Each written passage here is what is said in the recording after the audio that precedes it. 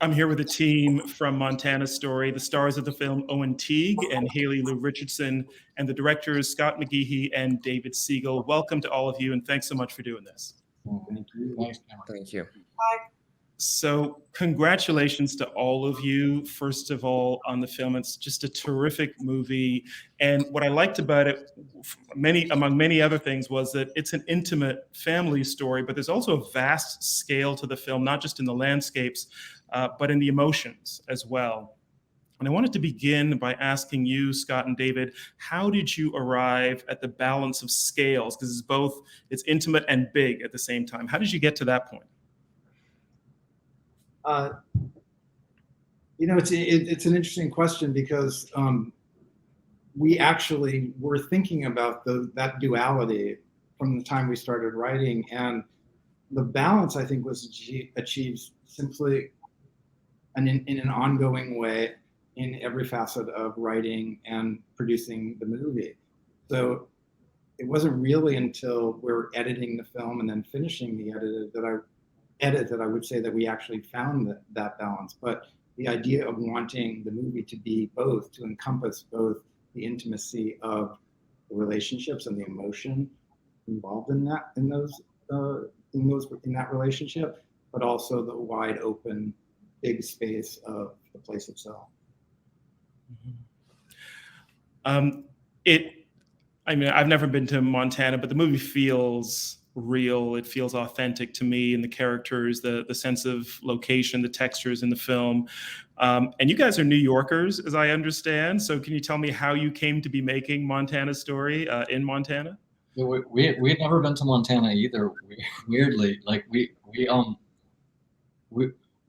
we started out. We were writing during the lockdown in New York and very cooped up. So I think there was a part of us that was just wanting to kind of put our imaginations in a space like that. And we picked Montana for, at the time we were writing, it had a kind of low COVID kind of profile. So that seemed appealing, and they've got a good tax credit. So that was something that interested us.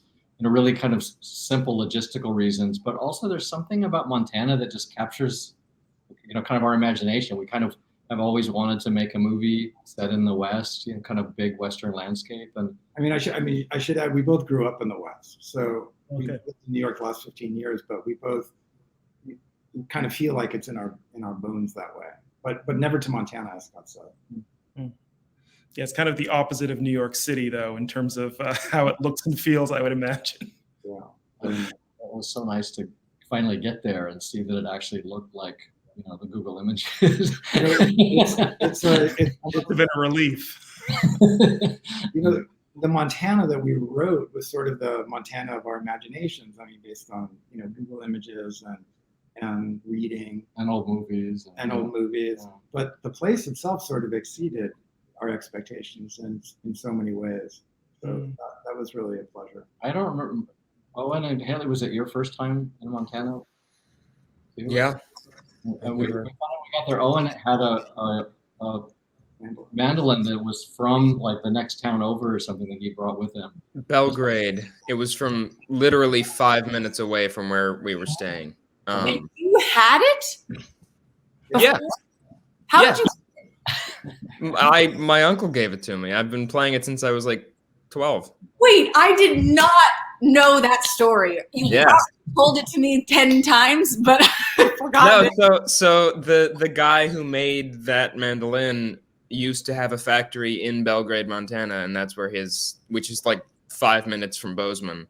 And I emailed him while we were up there, and I was like, "Hey, are you still in Belgrade?" And he was like, "No, I'm in like Two Forks or whatever, some town up on the border of Canada." And so I was like, well, oh well. But yeah, no, he used to be right there. That's wild. Yeah. How it was all meant to be. Yeah. The mandolin wasn't in the script. We just that was a discovery. I did not know that was from Belgrade. Belgrade has amazing vintage clothing stores. Yes. If anyone was curious, the best vintage shopping I've ever experienced. Good to know. Owen, I wanted to ask you about your performance as Cal, there's a lot that's going on inside of him, but he's not a guy who is super vocal most times. And I wanted to ask how you worked with David and Scott to show his evolution, maybe not always through the dialogue, but through other things as well, because he goes through a lot during the course of the film. Yeah. I mean, we kind of, it felt to me like a very, natural and kind of organic process. We didn't do a ton of rehearsal. We kind of sat down and read the script through at the beginning. And I think that, since they had written it, they had a really good understanding of like where Cal starts and where he ends up. But because it was such a strong script, I felt like I almost didn't really need to like, talk about that so much, because it's so like, it's such a part of the character. And so like, just it was interesting because this has never really happened on a movie for me where you get there and suddenly it's just like everything kind of falls in terms of the performance and the character. And Cal to me came easier in terms of just the performance and playing him than anyone I've ever played. Why do you think that was? I don't know. I mean, it's really kind of bizarre, and I'm not sure if I'll ever get to have that experience again where it felt, just like I got to set, I put the costumes on, I read the script, and I'd have my little notebook with all the, the history of I try to do a little bit of writing as each person that I play. And I'd have all that, and that always kind of helps the process, but it never just like feels like, oh yes, I am this person, and everything that I've ever been through as this person is like completely accessible. And for some reason, Cal felt that way. And it is like, the story has nothing to do with me. I had nothing to do with the development of it. They wrote it. It's completely from their imaginations, but it still feels super personal to me. And I have no idea why. Wasn't just the mandolin. No, it wasn't. I'm really, kind of lucky that I got to do this movie, because that's I think a very rare experience where it's just kind of like there. Haley, I want to ask you about your performance as Aaron. I think for a lot of people, the last time they would have seen you in a movie was in Support the Girls, which is on the other end of the spectrum in terms of just, the the tenor of that performance. She's amazing in that movie, and it's a slightly different vibe for sure. A little bit different, yes. So I want to ask you about that, just about your range as an actor, but then also Erin's a particular kind of character because, she's raised in Montana, raised on the prairies, but she's gone east. She has that East Coast education, all that literature and everything that she has read and references. And it felt like she's able to bring that all into one person. It doesn't feel like somebody who's at war with herself, but she is both a prairie girl and an East Coast intellectual. Do you know what I mean? And somehow you make that one. And I just wondered how you were able to kind of bring those different aspects of Erin together. Wow, I have so many things I want to say.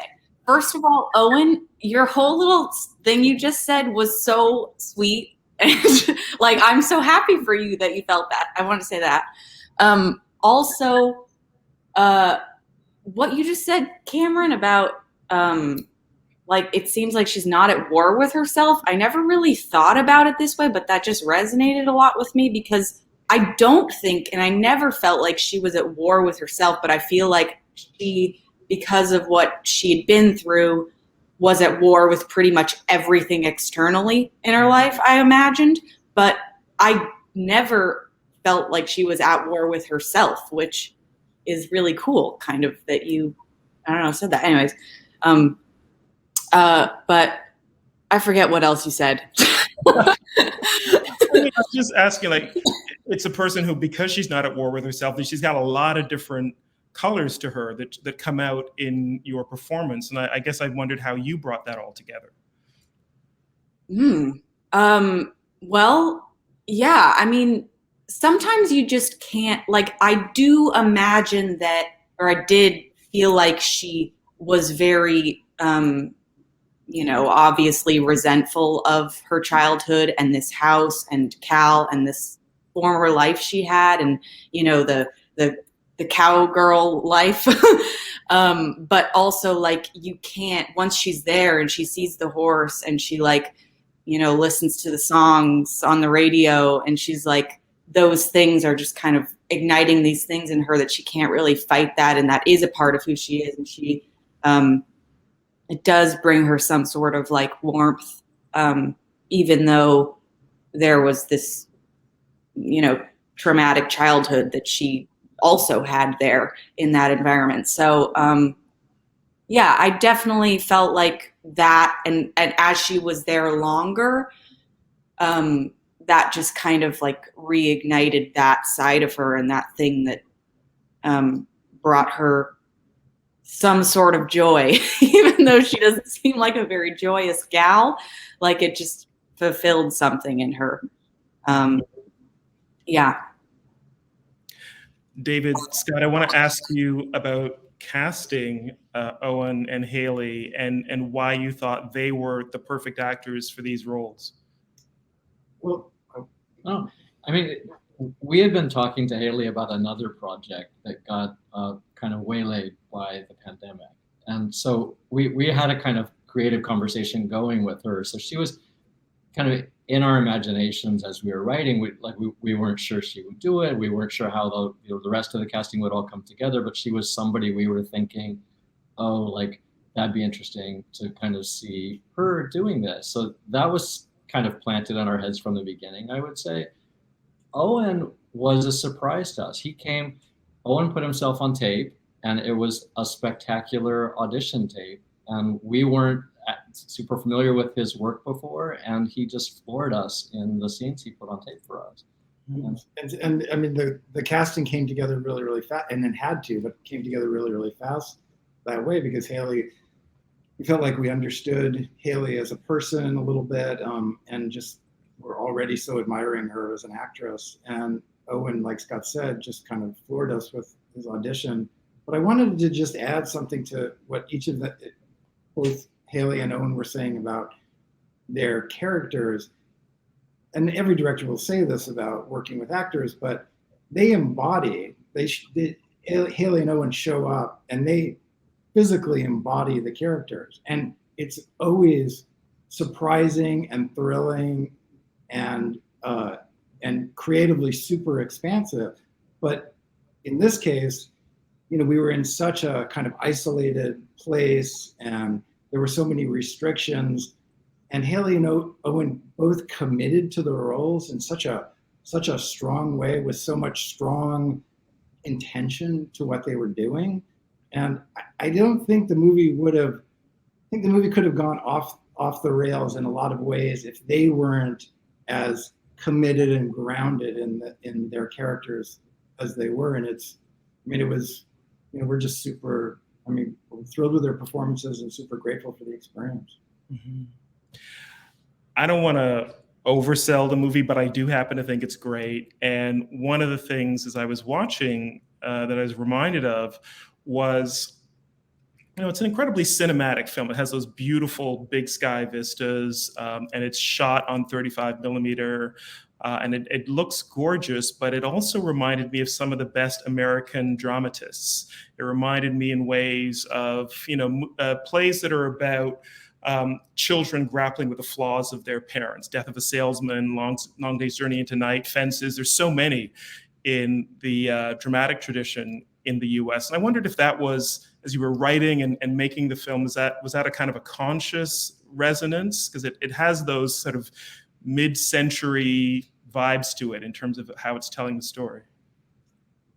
That's really well. I was going to say we have a long, deep interest in American cinema melodrama, which sort of springs from the same place that aspect in American drama does. And I think there are aspects of the story that are very personal for us, and we wrote it in a way that's more like writing a play than we had ever done before. We weren't really consciously thinking of any individual playwrights, but we wound up talking about that, like that it had a very American drama feeling to it, that was exciting for us. The program for, like every time you start a project, or we start a project, we kind of have like a sort of a idea for, what is the program for this, and the pandemic very much was a part of the program for this. Like, what can we do with a small group of people that doesn't feel claustrophobic? How can we exercise both of those desires, and so that asked, like, how to tell a story that is with a small group of people and their relationships. How can those keep us interested, and also how can that go out and fill up a landscape and fill up kind of our imaginations in a bigger way than that. So I think that was part of the challenge of putting the whole thing together. Mm-hmm. It sounds, from the way you describe the conception of the project, that the pandemic put certain conditions on what kind of movie you could make and how you could make it. Is there anything you learned making Montana Story that you want to keep when the pandemic is over?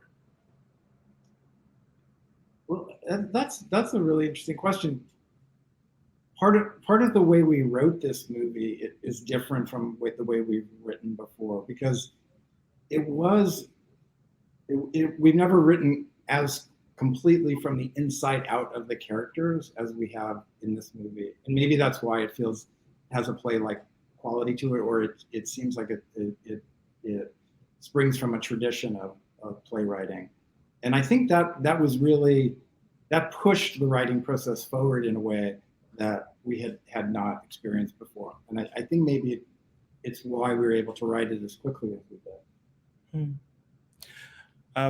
Haley, I want to ask you and you, Owen, about entering into this particular project during a pandemic. I mean, imagine if you're an actor, you don't want to stop working. None of us knows how long this is going to last.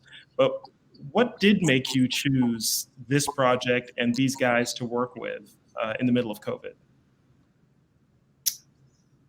Well, I had been talking with them about this other project, like they mentioned. And we were just really connecting, and like the collaboration was already like vibing and stuff about that. So I had no idea that they were writing this other script. And then I heard, and I hadn't even read it, and I told my agents, like, you gotta get them to let me do that with them because I want to do it so bad before I read the script. And then I read the script and the writing. I was so shocked that you guys had written this so quickly, and while you were talking about this other movie, because it just felt like when I read it so whole and complete.